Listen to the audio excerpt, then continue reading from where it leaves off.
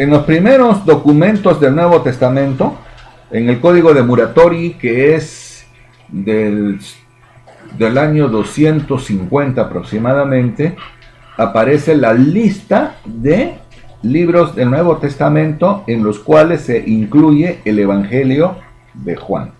¿Ya? Entonces Juan ya era considerado como un texto canónico desde el siglo III, ¿no?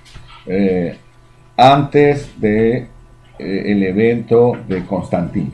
Eso quiero que lo sepan. Se mencionaba que el escritor era el apóstol Juan. Entonces se hacían comparaciones de texto, lo que hemos hecho ahora un poco, ver el Evangelio con la primera introducción de la epístola. Hace alusión al verbo, hace el sistema comparativo de oposiciones, la luz y las tinieblas, ¿no? Entonces, y coloca que el verbo tiene la categoría de ser divino, es Dios, ¿no? A diferencia de la percepción gnóstica que el logos era un ser inferior, ¿no? Era el demiurgo, que tenía contacto con lo corrupto, con lo caído, que era el mundo material. Muy bien. ¿Quién era este Juan? Si estaban de acuerdo que había sido el apóstol. Entonces vamos a revisar el pasaje, ¿ya? Sobre la vida de Juan. Vamos a Marcos capítulo 1. Vamos a ver un poco de dónde procede este caballero Juan. ¿Juan es el apóstol Juan? Exacto. Vamos a ver de dónde procede, qué hace, qué vínculos tiene con Jesús. Marcos Capítulo 1 del 16 al 20. Andando junto al mar de Galilea, vio a Simón y a Andrés su hermano, que echaban red en el mar, porque eran pescadores. Y les dijo, venid en pos de mí, y os haréis pescadores de hombres. Y dejando luego sus redes, le siguieron. Pasando de ahí un poco más adelante, vio a Jacobo, hijo de Zebedeo, y a Juan su hermano, también ellos en la barca que remendaban redes. Luego los llamó, y dejando a su padre Zebedeo en la barca con los jornaleros, le siguieron. Tenemos algunas características de ellos. Primero, que eran pescadores igual que Simón y Andrés. Segundo, su padre era Zebedeo. Tenía varias embarcaciones. Ya señalan que tenía varias embarcaciones. Y que el versículo 20 tenía jornaleros. Claro, entonces esto muestra que de clase social eran acomodados. Era una familia de relativos bienes. ¿Ya? Sabemos que entonces Zebedeo tenía cierta disponibilidad económica. Vamos ahora a ver sobre su madre. Marcos capítulo 16.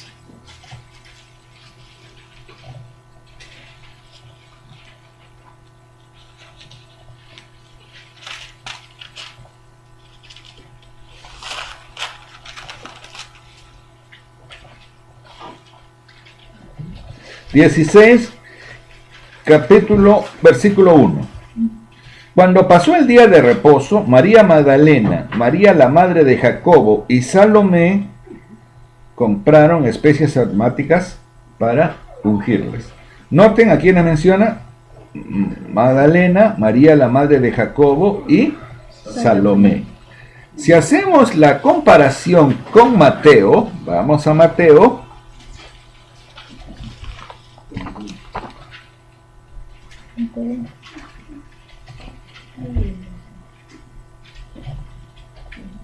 Mateo 27, 56. Entre las cuales estaban María Magdalena, María la madre de Jacobo y de José, y la madre de los hijos de Zebedeo. Entonces Salomé sería la esposa de Zebedeo. ¿Ya? Y se presume que Salomé era la hermana de María.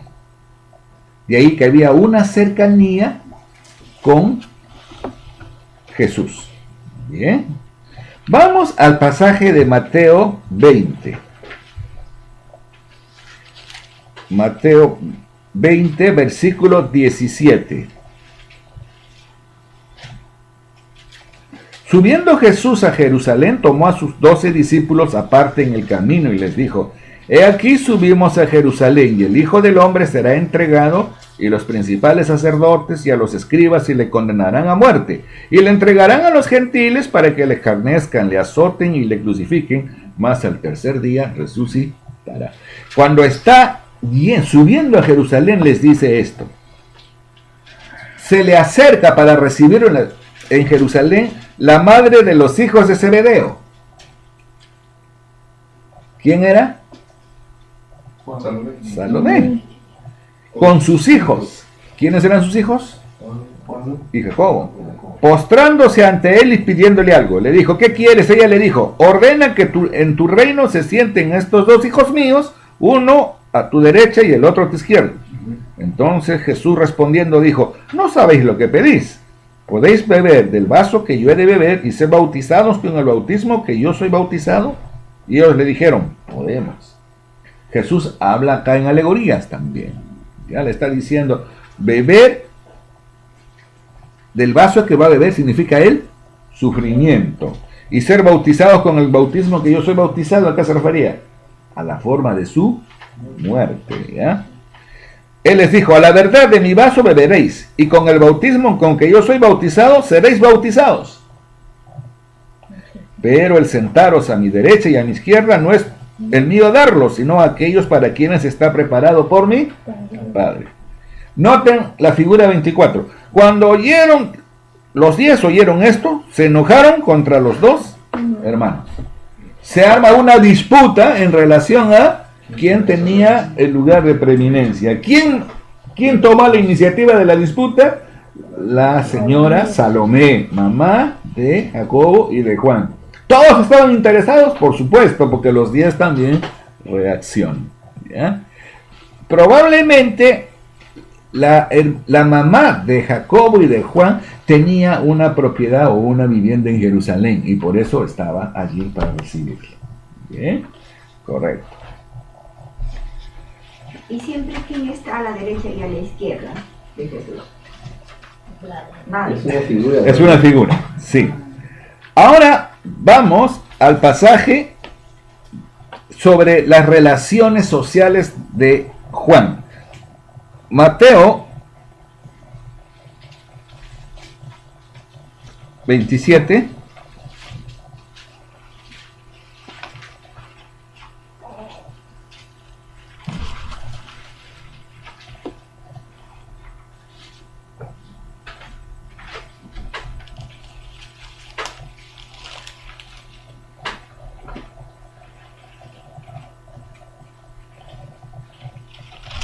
Bueno, no es este el pasaje estrictamente.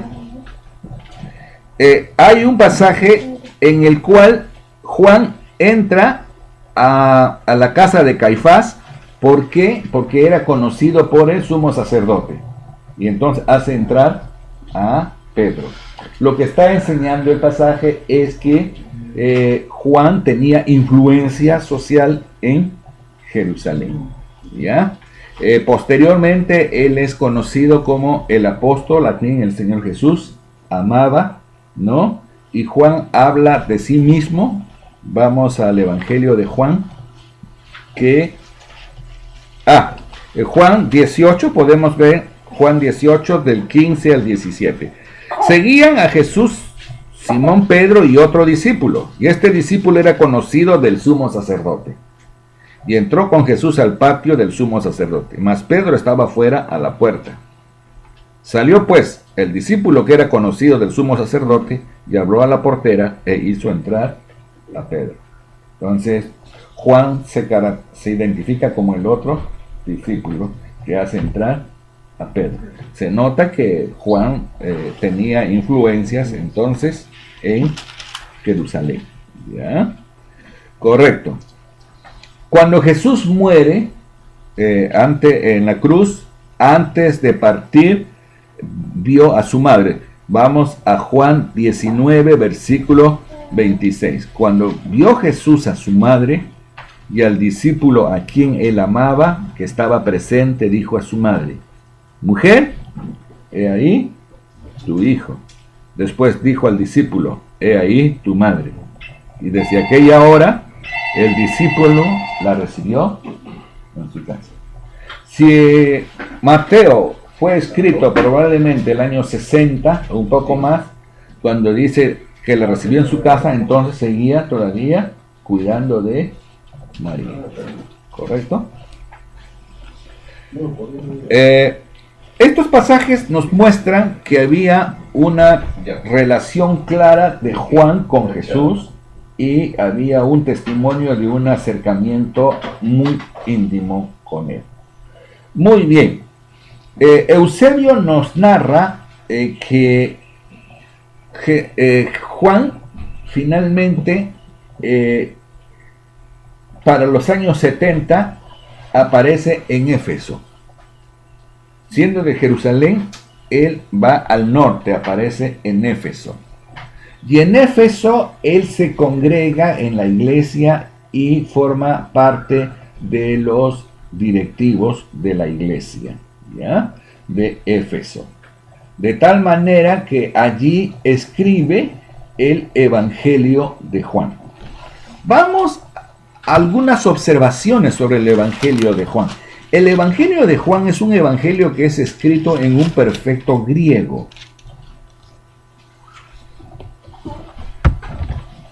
Pero Juan no era experto en el griego, si era Galileo. ¿Cómo podía él manejar el griego a la perfección? Entonces han dicho, no, lo que pasa es que otro le ha hecho el evangelio y ha hecho un pseudoepígrafe del evangelio de Juan. La versión más clara es que Juan escribió el evangelio en Éfeso con la ayuda de los ancianos de la ciudad que hablaban griego, ¿ya? Y esto lo deja como testimonio. Juan 21, 24 y 25. Este es el discípulo que da testimonio de estas cosas. Es Juan el que da testimonio de las cosas que están escritas en el Evangelio de Juan. Y noten, pasa al plural. Y sabemos que su testimonio es verdadero. ¿Quiénes son los que declaran que su testimonio es verdadero? Los que están sirviéndole de amanuenses, ¿ya?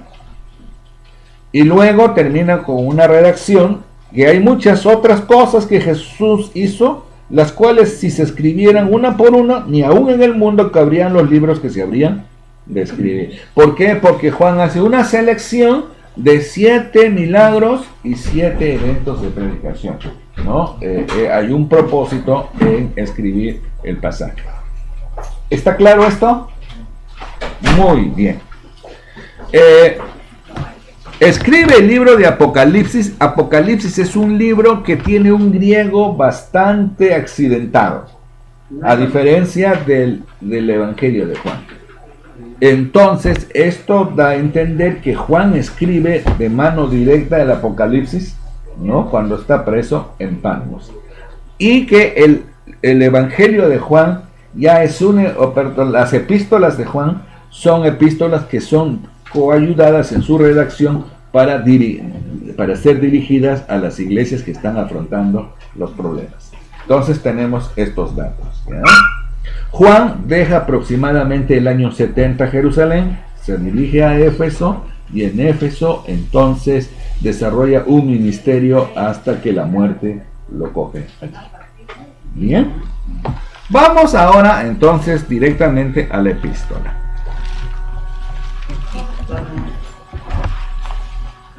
de Juan.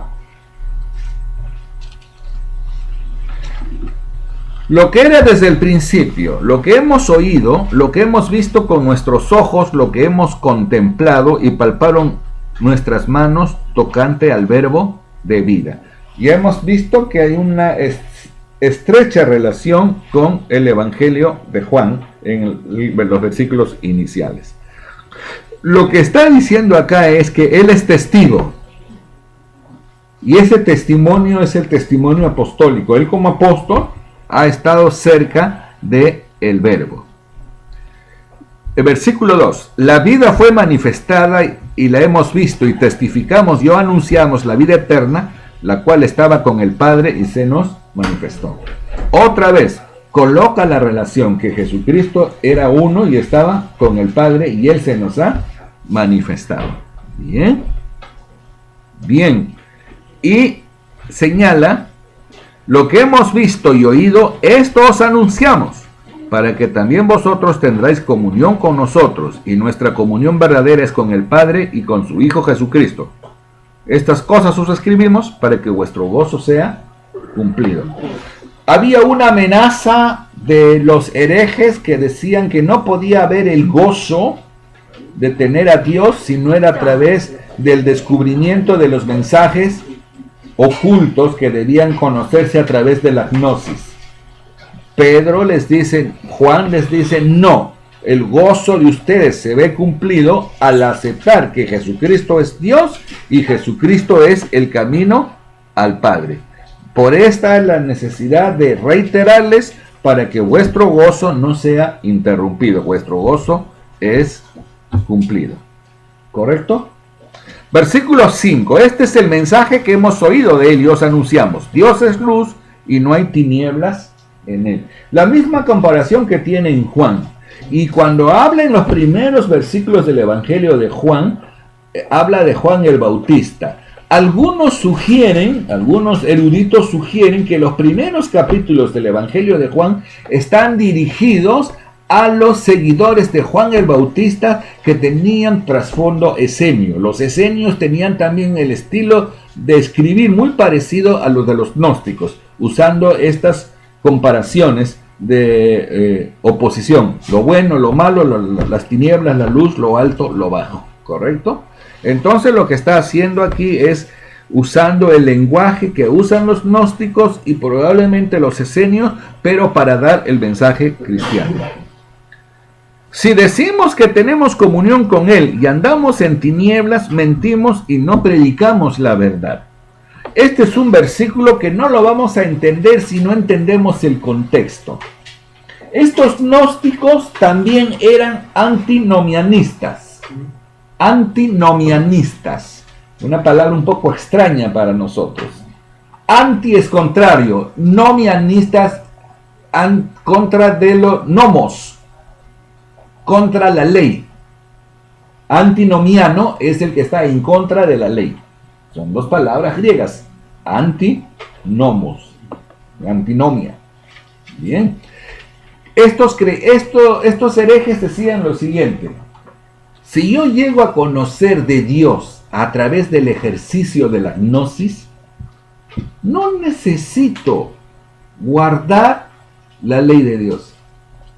Yo solamente voy a vivir conforme mi cuerpo quiera vivir, porque total mi cuerpo va a perecer. Nada va a impedir que el conocimiento que tengo a través de la gnosis me eleve a Dios. O sea, yo puedo tener una vida que el cuerpo me exige, me lo pide, sin comprometer mi salvación. Y Pablo y Juan lo que está diciendo es, si decimos que tenemos comunión con Él y andamos en tinieblas, mentimos y no practicamos la verdad. La verdad bíblica es una verdad que va unida el mensaje con la práctica. Ortodoxia y ortopraxis. Para los gnósticos, ¿no?, antinomianistas, la práctica no implica, ¿no?, riesgos. Yo puedo vivir como a mí me plazca, total, ya tengo acceso al conocimiento divino. Por eso esto. Versículo 7. Si andamos en luz como Él está en luz, tenemos comunión unos con otros y la sangre de Jesucristo nos limpia de todo pecado. El tema es que se había generado una escisión. Probablemente los antinomianistas se habían retirado de la iglesia, habían roto de la iglesia y habían roto la comunión.